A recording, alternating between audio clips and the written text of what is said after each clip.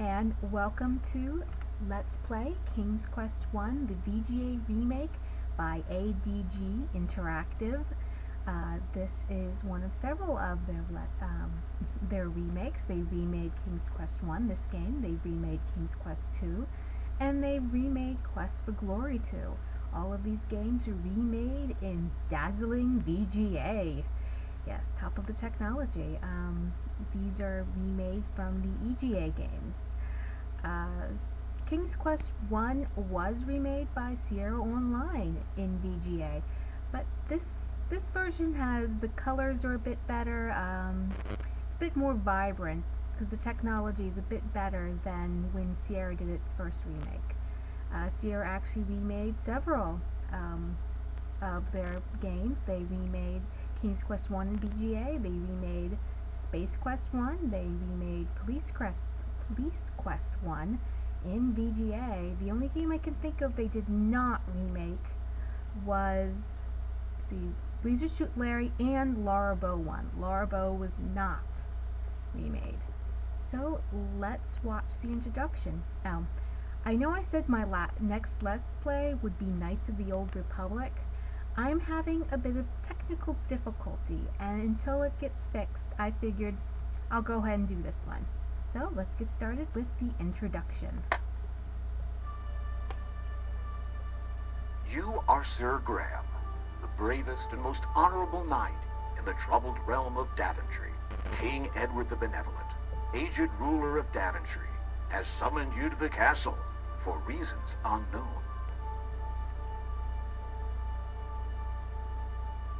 Greetings, Sir Graham. The King is expecting you.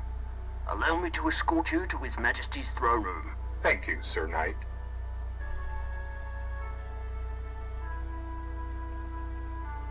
Raise the portcullis.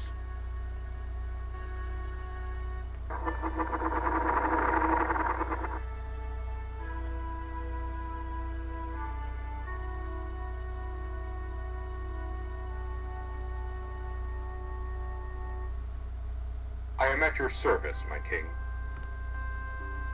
I am an old man, Sir Graham. Perhaps too old to carry the weight of this crown. My bones ache and my hands tremble. I'm afraid my time on earth grows short. But enough about me. Great misfortunes have befallen Daventery since the loss years ago of 3 magical treasures. I have chosen you, the finest knight in all of Daventery, to search for these lost treasures. Also the Only then can this kingdom be restored to its former glory. And only then may I rest with the knowledge that my people are safe. The first treasure is a magic mirror that foretells the future. The second is a magical shield that protects the bearer from all mortal harm. The third and last is an enchanted chest that is forever filled with gold. I know that what I ask is difficult, nay, perhaps impossible. The dangers are many, but you are brave and pure of heart. That is why I chose you to volunteer. If you succeed, you will inherit my crown and rule the realm of Daventery as her rightful king. Go, Sir Graham, and know that the fate of Daventery lies in your hands. No pressure. Take heart, my king. I shall not fail you.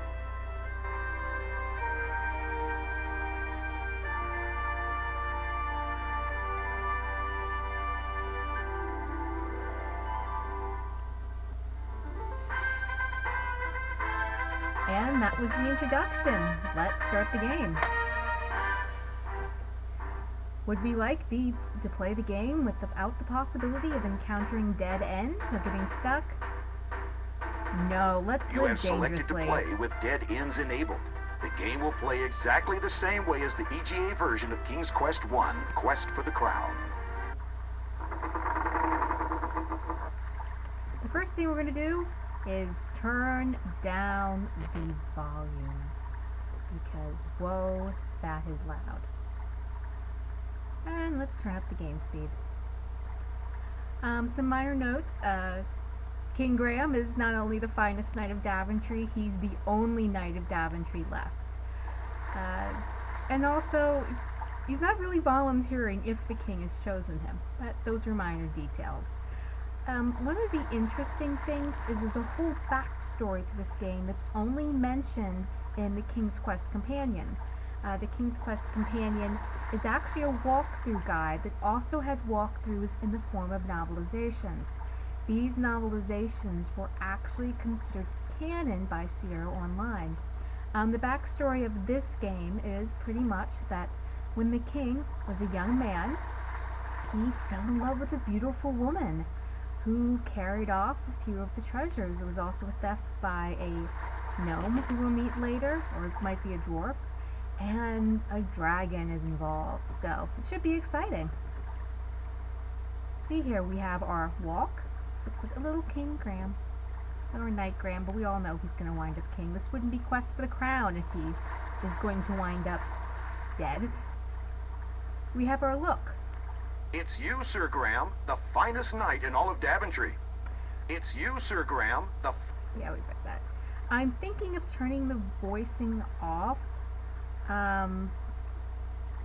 It kind of bugs me in some of these fan-made games. I'm not sure why. I think it has to do with the narration. But, I can deal with it more in this game than some ones that are a bit more talky. If you have a preference, let me know in the comments. Here's our hand. You check to make sure that the feather is still securely stuck in your cap.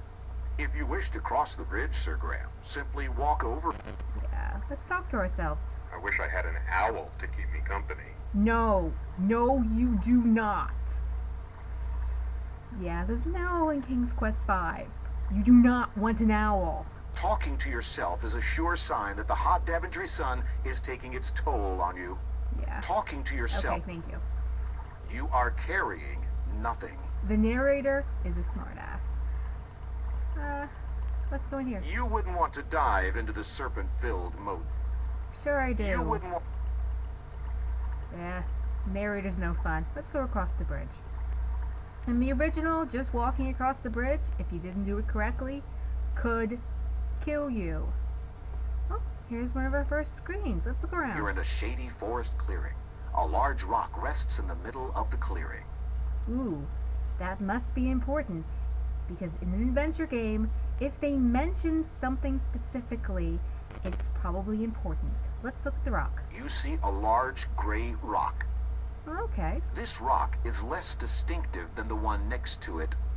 Yeah, that's quite a hint. I'm gonna save our game, simply because if we notice the rock here and how it's on a bit of a slope, this is one of the many cheap deaths that Sierra loved.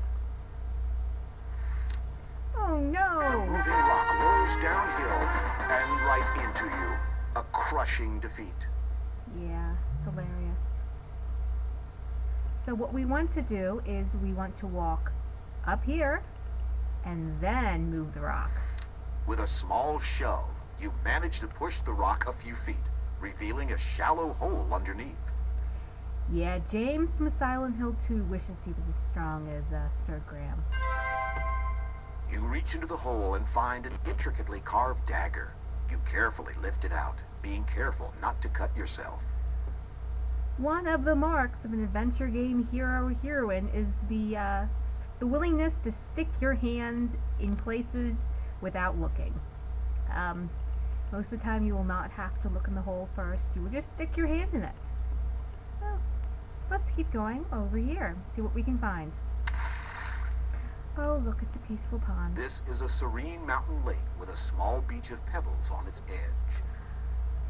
Well, let's look. On the beach are some smooth, round pebbles. I think that's a hint that the pebbles You are grab useful. some pebbles. Now, on minor notes, I remember this game pretty well, but it has been a long time since I've played it. So, we might run across a few interesting deaths along the way. So, I hope you'll bear with me. It's not a full blind run. Without warning, a wolf darts out of the bushes and runs straight for you. Look out! Don't let him catch you! Oh no. How many times have you been told not to wolf down your food? Yeah, this is one of the screens that you'll pretty much die the moment you walk onto it. This is another one of Sierra Online's lovely cheap deaths. You're just walking along, you walk onto a screen and a wolf kills you, or the witch fries you, or somebody takes all of your stuff. Sarah loved doing that to you.